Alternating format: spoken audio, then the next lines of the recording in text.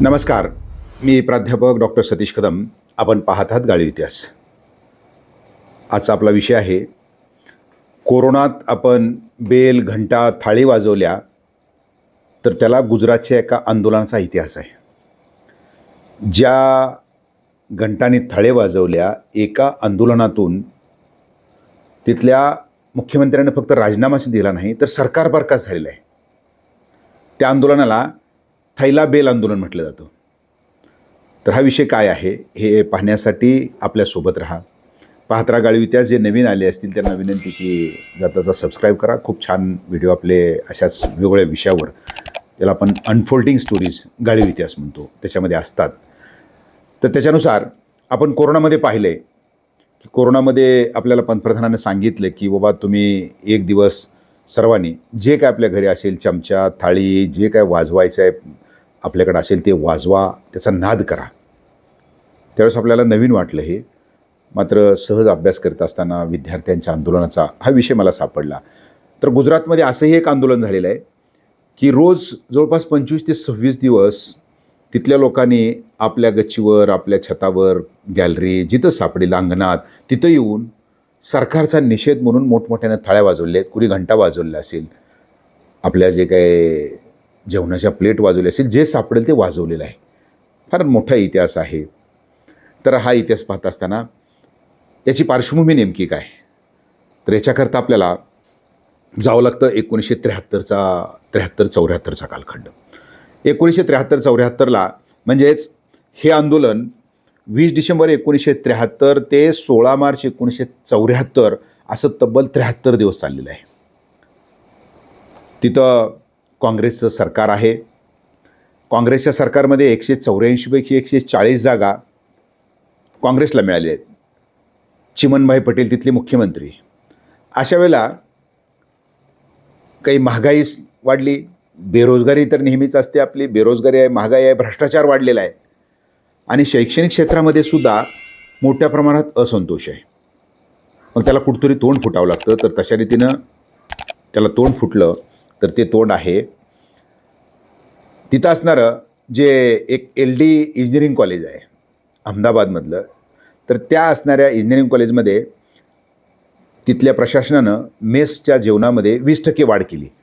आता त्या असणाऱ्या फक्त तोंड फुटलं, तिथल्या विद्यार्थ्यांनी संप केला, त्याला बाकीच्यांनी पाठिंबा दिला. हा पाठिंबा एवढा वाढायला लागला विद्यार्थ्याच्या पाठीमागं. तिथं सर्व पक्षीय नेते आहेत. मग त्याच्यामध्ये मोरारजी देसाईपासून बाबू जगजीवनराव असतील, ह्या सर्वांनी त्यांना पाठिंबा द्यायला सुरुवात केली. सर्व आघाडीवर पाठिंबा मिळायला सुरुवात केली. मग त्यांची गुप्त बैठक भरली आणि सर्वांचे मिळून, म्हणजे खास करून तिथं असणाऱ्या प्राध्यापक संघटनेने त्याला मोठा पाठिंबा दिला. त्याचं जी उपाययोजना म्हणता येईल ती उपाययोजना त्या ठिकाणी केली आणि सर्वांची बैठक भरून त्याच्यातून नवनिर्माण एक समिती निर्माण केली. त्या समितीचं नाव होतं नवनिर्माण समिती. आता याच्यामध्ये नेमकं झालं काय मग की पहिल्यांदा 25 मार्च 1974ला पहिल्यांदा राज्यव्यापी बंद करण्यात आलं. सरकारनं तो मोडून काढायचा प्रयत्न केला. आंदोलनाचा दुसरा टप्पा तिथं सुरुवात झाला. लाठीमार सुरू झालेला आहे. जागोजागी धरपकड सुरुवात झाली. तर अशा वेळेला 23 शहरामध्ये या आंदोलनामुळं म्हणजे जवळपास 63 दिवस कर्फ्यू होता. या आंदोलनाची दिशा जर आपण बघितली, जागोजागी अश्रुधुराच्या नळकांड्या फोडणे, गोळीबार करणे, त्याच्यामध्ये मरण पावणे, या घटना वरचीवर घडायला लागल्या. आणि हे होत असतानाच 214 विद्यार्थ्यांनी ठरवलं की आपण आता इथं काय होत नाही म्हणून संसदेवर मोर्चा काढूया. म्हणून ते लोक संसदेला गेली, म्हणजे दिल्लीला पोचली. त्यांना अटक करून तिथल्या तुरुंगामध्ये डांबण्यात आलं. पुन्हा त्याचा जनक्षोभ या ठिकाणी इथं उसळला. आणि त्यात आणखी एका व्हिडिओमध्ये आपण काल सांगितलं होतं तुम्हाला की चिखली का खंबा, म्हणजे एकदा असं झालं तिथं की गोळीबार केला, हवेत गोळीबार करून जमावाला पांगवायचं होतं. मात्र चिमणी तिथं मेली.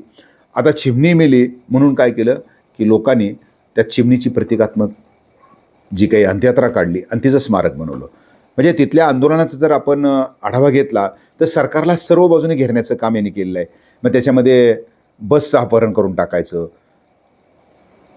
विधानसभा भरवायची, त्याच्यामध्ये निर्णय द्यायचे, न्यायालय भरवायचं, म्हणजे बाहेर प्रतिकात्मक ह्या गोष्टी त्या ठिकाणी करायच्या आहेत. रक्तानं पत्र लिहिली असतील, रॅल्या काढल्या, मिरवणुका काढल्या, पुतळे जाळले वेगवेगळ्या प्रकारे.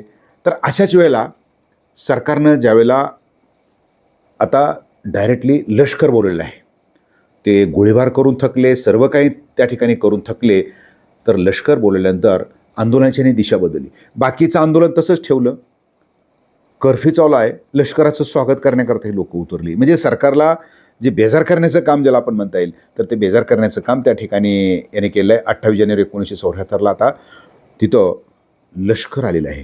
म्हणजे भारतामध्ये बघा, या आंदोलन चिरडण्यासाठी लष्कर आलं आणि मग आता काय करायचं म्हणून आंदोलनकर्त्याने नवीन पवित्रा घेतला. तर ते म्हणजेच सरकारला जाग यावी म्हणून प्रत्येकाने रात्रीच्या 8 वाजता घराच्या बाहेर यायचं, जसं जमल तसं, आणि प्रत्येकाने या जे काय असेल घंटा वाजवायचा, थाळ्या वाजवायच्या, प्लेट वाजवायची, पत्रा वाजवायचा, ज्याला आपण घंटानाद म्हणतो. तर त्याचं हे 25 ते 30 दिवस चाललेलं आहे. तर घंटानाद म्हणजेच काय, सरकारची मृत्यूची घंटा वाजवणे. आपण शब्द तिथूनच हा रूढ झाला असं सुद्धा आपल्याला म्हणता येईल की तुमची आता घंटा वाजवलेल्या जवळ आलेल्या आहे. तर ही घंटा वाजवण्याचं काम केलं त्या असणाऱ्या याच्यामध्ये केलं. तर या असणाऱ्या घंटानादाला, त्या घंटामध्ये मग आत्ताच सांगितल्यासारखं ताट, वाट्या, चमचे जे काय तुम्हाला वाजवता येईल ते प्रत्येक गोष्ट वाजवली. मात्र गुजराती भाषेमध्ये याला थैला बेल आंदोलन म्हटलं जातं. म्हणजेच घंटानाद. तर तो नाद केला आणि साहजिकच आहे त्याच्यामुळं झालं काय की या एकच याच्यामध्ये नाही आहे, सरकार चहूबाजूने घेरलं गेलं. प्रत्येक बाजूने आंदोलनाची दिशा बदलत गेल्या आणि शेवटी चिमणबाई पटेल यांनी राजीनामा दिला. इंदिराजींनी सांगितले की राजीनामा दिला. याच्यावरही या असणाऱ्या आंदोलकाचं भागलं नाही. आंदोलनकर्ते आणखी त्या ठिकाणी उग्र झाले. तिथल्या विधानसभेतल्या सर्वपक्षीयापैकी 90 आमदारांनी राजीनामे दिले आहेत. आमदारांनी राजीनामे दिले आणि त्यामुळं आंदोलन चिरडतंय हे पाहताच शेवटी विधानसभा बरखास्त केली आहे. म्हणजे आंदोलनात सर्वात मोठं स्वातंत्र्यानंतरचं यश आहे की आंदोलनामुळं विधानसभा बरखास्त त्या ठिकाणी करावं लागली. तर तशा प्रकारची विधानसभासुद्धा त्या ठिकाणी बरखास्त झाली. तर हे जे नवनिर्माण आंदोलन होतं त्यातला थैलाबेल एक त्यातला आंदोलनाचा भाग होता. तर या 73 दिवसाच्या आंदोलनामध्ये 113 विद्यार्थ्यांचा बळी गेलेला आहे किंवा त्याच्यामध्ये लोकांचा बळी गेला. तर त्याच्यामध्ये 63 विद्यार्थी आहेत. 113 मध्ये 63 आणि त्यांचं वय 30 वर्षाच्या आत आहे. तर अशा रीतीने एकंदर हे जे थैलाबेल आंदोलन, घंटानाद आंदोलन, याला या गुजरात आंदोलनाची पार्श्वभूमी आहे जे 1974 साली घडले होते. आणि याच आंदोलनातून आजचे पंतप्रधान नरेंद्रभाई जे आहेत तर घडलेले आहेत. कारण का त्यांनी आंदोलनामध्ये भूमिगत राहून फार मोठ्या अशा प्रकारची भूमिका घेतली होती आणि त्याचं श्रेय पुन्हा किंवा आंदोलन कसं असतं तर ते त्यांना समजलं.